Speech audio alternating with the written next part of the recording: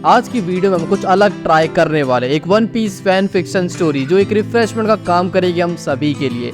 ये कॉन्सेप्ट मुझे काफी पसंद आया, जिसमें वैन बैकमैन और सैंक्स की बैक स्टोरी कवर की गई है और इस स्टोरी को हमें वन पीस में नहीं दिखाया गया है। इस स्टोरी को रॉक्स रिव्यू ओन करता है, बट उसे डिस्कस करने के बाद मैं इस स्टोरी को तुम सभी के लिए लेकर आया हूँ, वो भी मेरे स्टाइल में, काफी सारे चेंजेस के बाद। इस स्टोरी में कुछ फ्लॉज हो सकते हैं, बट वो सब बस स्टोरी को इंटरेस्टिंग बनाने के लिए। तो बस इस स्टोरी को साथ में एंजॉय करते हैं।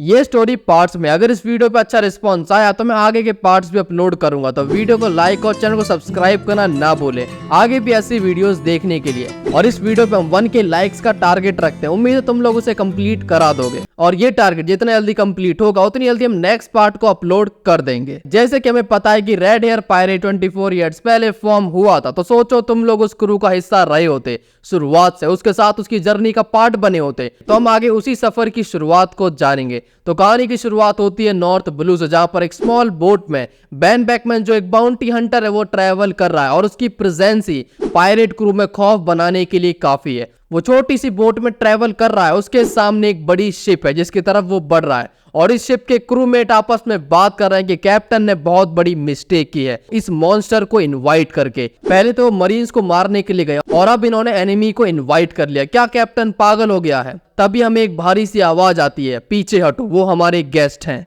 Behave yourself. गेस्ट को कुछ कहकर या फिर उससे फाइट करना, कैप्टन को एम्बैरेस मत करो। ये आवाज थी मैक्सिमस की, इस पायरेट क्रू का सेकंड इन कमांड। और अब बैन की बोट पास आ चुकी, उसके पास आते हवा में खून की गंध छा जाती है, उन हजारों पायरेट की खून की जिन्होंने बैन के हाथों अपनी जान गंवाई है। बैन को हंटर किंग के नाम से जाना जाता है, जो पायरेट को वो मौत देता है जो एक डेविल अपने शिकार को देता है। बैन शिप पर आता है और चारों तरफ अपनी नजरें घुमाते हुए कहता है, काफी प्यारा और बढ़िया क्रू है। मैक्सिमस कहता है कि आपकी रेपुटेशन से बढ़िया नहीं। सर्फेबल पायरेट्स में आपका स्वागत है, कैप्टन आपका इंतजार कर रहे हैं। बैन बैकमैन कहता है, सीधे काम की बात, आई लाइक इट। तुम्हारा कैप्टन आसपास के लोगों पे अजीब सा इफेक्ट छोड़ता है, मुझे ही देख लो, मैं यहाँ पर आते ही इतना ज्यादा बोलने लगा। मैंने इस समुद्र में काफी टाइम बिताया, बट मैंने इसे इतना शांत कभी नहीं देखा। आगे बैन पीटर प्रिंस से मिलता है जो फेबल पायरेट का कैप्टन है। पीटर उसे देखकर काफी खुश होता है और कहता है कि ओ तुम आ गए बैन बैकमैन, वो भी इतने सालों बाद। वेलकम बैकमैन वेलकम, आओ बैठो, दो जाम साथ में पीते हैं, काफी टाइम हो गया साथ बैठे हुए। पीटर का क्रू कुछ दिन पहले ही बैटल में एंगेज हुआ था, जिस वजह से पीटर यहाँ पर काफी घायल है। बैन इसे देखकर कहता है कि मेरे ख्याल से मुझे उसके साथ ड्रिंक पीनी चाहिए जिसने तुम्हारी ये हालत की है, और शायद मुझे उसे थैंक यू भी बोलना चाहिए। पीटर कहता है, ये टूटी हड्डियां कुछ भी नहीं है टूटे दिल के सामने, है ना बैकमैन? सभी को लगता है कि तुमने नॉर्थ ब्लू इसलिए छोड़ा क्योंकि कोई तुम्हारे लायक यहाँ पर टक्कर वाला नहीं बचा था, बट सच्चाई तो बस मैं जानता हूँ कि एक भी लड़की तुम्हें झेल नहीं पाई, है ना माय ओल्ड फ्रेंड? बैकमैन लंबी सांस लेते हुए कहता है, प्राइड और लव, एक आदमी किसी एक चीज के साथ ही रह सकता है। और मेरे दोस्त मेरी इतनी तारीफ कर रहे हो, क्या बात है, क्या कराना चाहते हो मुझसे? पीटर कहता है कि डिपेंड करता है कि तुम्हारे पास कितना टाइम है। बैन कहता है कि वक्त तो मेरे पास बहुत है और तो मैं तुम्हें डिस्काउंट भी दूंगा, किसे मारना चाहते हो? पीटर कहता है कि so the smartest man I ever met, उसे आइडिया ही नहीं कि यहाँ पर क्या चल रहा है। मुझे बेवकूफ मत बनाओ बैकमैन, तुम्हारे साथ इतना टाइम रह चुका हूं, उड़ते हुए परिंदे के तुम घोंसले बता देते हो और तुम्हें यह नहीं पता कि मैंने तुम्हें यहाँ पर क्यों बुलाया है,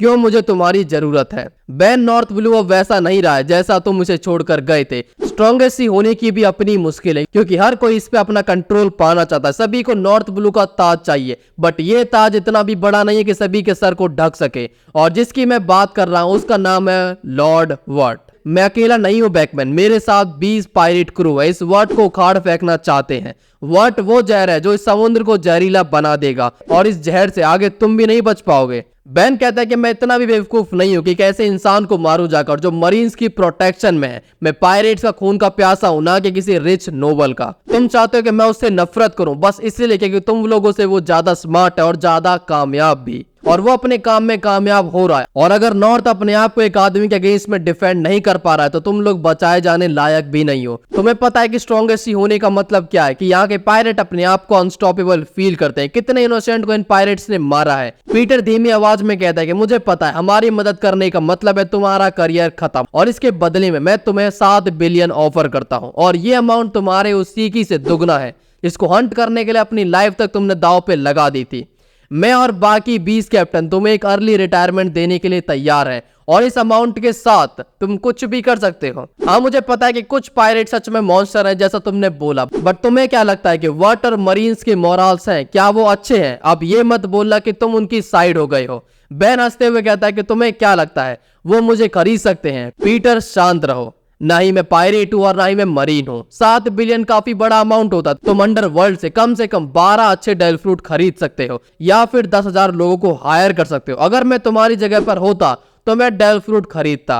बेन सीरियस एक्सप्रेशन के साथ कहता है कि मैं उसके बेस पर गया था, मैंने उसकी सारी तैयारी देखी, उसकी मिलिट्री पावर्स। मेरी एक एडवाइस लो, तुम यहाँ से भाग जाओ, अपनी जान बचाओ, क्योंकि तुम उन्हें हरा नहीं सकते हो। मेरा इस समुद्र से कोई लेना देना नहीं है और किसी हारती हुई जंग का मैं हिस्सा भी नहीं बनना चाहता। तुम्हारे सोचने भर से जंग जीती नहीं जाती है और मैं इस सी को काफी खून दे चुका हूँ। और ये कहकर बेन यहाँ से जाने लगता है। पीटर हाइपर होते हुए कहता है, बेन बनो मत, तुम खुद उसे मारना चाहते हो। वो इस पूरे सी पे राज करना चाहता है। कितने ही आइलैंड्स हैं जो गवर्नमेंट के अंडर नहीं आते हैं, कितने लोग वहां पर रहते हैं उन आइलैंड्स पर। सोचो उनके साथ क्या होगा जब ये पैसों के भूखे भेड़िए अपने आप को उनका राजा घोषित कर देंगे। बेन क्या वो सही रहेगा? क्या हमें वो होने देना चाहिए? बेन कहता है, Peter you are trying to guilt me, ताकि मैं तुम्हारे लिए फाइट करूं। तुम्हें जस्टिस के लिए लड़ना है तो क्यों ना तुम मरिज्वा पर अटैक करो, वो सुनने में ज्यादा पोएटिक भी लगेगा। पीटर प्रिंस ने मरिज्वा पर अटैक कर दिया और इसके बाद पूरा नॉर्थ मोटिवेट हो जाएगा और अगली तलवार जो तुम्हारी छाती के आर पार होगी या तो वो किसी एडमिरल की होगी या फिर वो होगी होली नाइट्स की। पीटर बेन बैक्समैन को बताता है कि तुमने लॉर्ड वर्ड के राइट हैंड मैन के बारे में तो सुना ही होगा, एक राइजिंग मरीन रेयर एडमिरल आरामा की। वो सेलेस्टियल ड्रैगन्स की तलवे चाटने में माहिर है। उसकी पावर्स और सेलेस्टियल ड्रैगन्स का कुत्ता बनने की वजह से उसे फ्री हैंड दिया गया है। अगर सैनको फ्लीट एडमिरल ना होता और उसने आरामाकी को होल्ड ना किया होता तो अब तक आरामाकी यंगेस्ट एडमिरल बन जाता। और लॉर्ड वॉट ने भी आरामाकी को एक पावरफुल डेल फ्रूट दिया है, वो भी अंडरवर्ल्ड से खरीद कर। चाहे हमारे पास कितने ही सोल्जर क्यों ना हो और हम फिर भी एक सुपीरियर लोगिया यूजर का सामना नहीं कर सकते हैं। तुम्हारे कानों से ये न्यूज छुपी नहीं होगी कि एक रेयर एडमिरल ने 100 पायरेट्स को उनकी पूरी फैमिली के साथ खत्म कर दिया और उनके बच्चों को उसने सेलेस्टियल ड्रैगन्स को स्लेव की तरह दे दिया। क्या तुम यही चाहते हो कि आगे भी ऐसा होता रहे? बेन पहले तो लंबी सांस लेता है और फिर अपने गुस्से को हाकी से रिलीज करता है और उस हाकी से पीटर का पूरा क्रू हिल जाता है। बेन कहता है कि तुम मुझे 7 बिलियन बैलीज देने वाले थे, बट मुझे वो सारा गोल्ड और सिल्वर चाहिए जो तुम सभी के पास है। तुम्हें इस वॉर को जीतने के लिए मेरी जरूरत है और मुझे गोल्ड की। मैं तुम्हारा साथ दूंगा, बट इसे जीतने के लिए हमें सभी रिसोर्स की जरूरत होगी जो हम सब ले सकते हैं। और इस सब के लिए 7 बिलियन कुछ भी नहीं है। इस वॉर को जीतने के लिए, अगर हमें इस वॉर को जीतना है तो हमें कंप्लीट यूनाइटेड नॉर्थ चाहिए और एक ऐसी पावर जो पूरे ग्रैंड लाइन को हिला सके। तो कहानी में आगे कुछ दिन पहले मरिज्वा में एक होली नाइट इंपॉर्टेंट लेटर लिखता है गार्लिंग ये लेटर सैंक्स को लिखता है और वो कहता है कि सैंक्स, तुम भले ही एक पायरेट हो बट तुम्हारी रगों में मेरा खून बहता है। मैं जानता हूं कि तुम गलत इन्फ्लुएंस में बड़े हुए हो और मैं चाहता हूं कि तुम मेरा एक काम करो और इसके बदले में मैं तुम्हें वो पोजीशन वापस दूंगा जो गॉड वेल इंसिडेंट की वजह से तुमसे छिन गई है। तुम मेरी ब्लड लाइन से हो और एक गार्लिंग को ऐसे पायरेट बनकर समुद्र में भटकना शोभा नहीं देता है। रॉजर के मरने के बाद तुम्हें ये सब करने की जरूरत नहीं है। तुम मेरा काम करो, बदले में तुम मुझसे कुछ भी मांग सकते हो, हम में से एक सेलेस्टियल बनना हो या फिर कुछ और। बट अगर तुम फेल हुए इसका मतलब यही है कि तुम रॉजर की शैडो हो और कुछ भी नहीं। तो तुम्हें नॉर्थ में जाकर वर्ड की हेल्प करनी और उसके प्लान्स को सपोर्ट करना है। आगे हम लॉर्ड वर्ड के पैलेस को देखते हैं जहां पर उसके 4 बाउंटी हंटर बैठ के अपनी सक्सेस की स्टोरी सुना रही हैं कि किसने कितनों को मारा है। तभी यहाँ पर सैंक्स आ जाता जो काफी देर से उनकी बातें सुन रहा है। सैंक्स यहाँ पर आकर कहता है कि मैंने सुना है कि लॉर्ड वर्ड की बाउंटी हंटर्स काफी पावरफुल होंगी, बट तुम छोटे छोटे काम करके इतने खुश हो। उनमें से एक लेडी खड़ी होती है और कहते हैं कि तुम कौन हो। सैंक्स कहता है कि मेरी छोड़ो, तुम नेमेसिस हो ना, Nemesis this sire killer. Nemesis बोलती है कि तुम कोई भी हो, अगर तुम यहाँ से नहीं गए तो मैं तुम्हें यहीं मार दूंगा। सैंक्स हंसते हुए कहता है कि तुम्हारे पास 48 आवर्स है, अगर मुझे मार सकते हो तो मारो, क्योंकि उसके बाद तुम सभी बाउंटी हंटर्स को मुझे कमांडर कहना होगा। थोड़ी देर तक नेमेसिस से बात करने के बाद सैंक्स लॉर्ड वर्ड के ऑफिस में बुलाया जाता है जहां पर लॉर्ड वर्ड सैंक्स को देखकर कहता है कि मुझे काफी खुशी हुई कि तुम यहाँ पर आए हो मेरे इस प्लान को एग्जीक्यूट कराने के लिए। गार्लिंग खुद यहाँ पर आने वाले थे, बट गोरो से जो ग्रेटेस्ट पावर है उनके सामने होली नाइट्स कुछ भी नहीं कर सकते हैं और हमारा काम कोई नोबल तो है नहीं, इसीलिए गार्लिंग ने खुद तुम्हें चुना है। और मुझे गार्लिंग पर पूरा भरोसा है कि अगर उन्होंने तुम्हें भेजा है तो तुम में कुछ तो बात होगी। वैसे मैंने सुना है कि तुम रॉजर पायरेट का हिस्सा रह चुके हो, तो अब गॉड्स नाइट बनने का ख्याल क्यों आया? क्या तुम्हें पायरेट किंग नहीं बनना?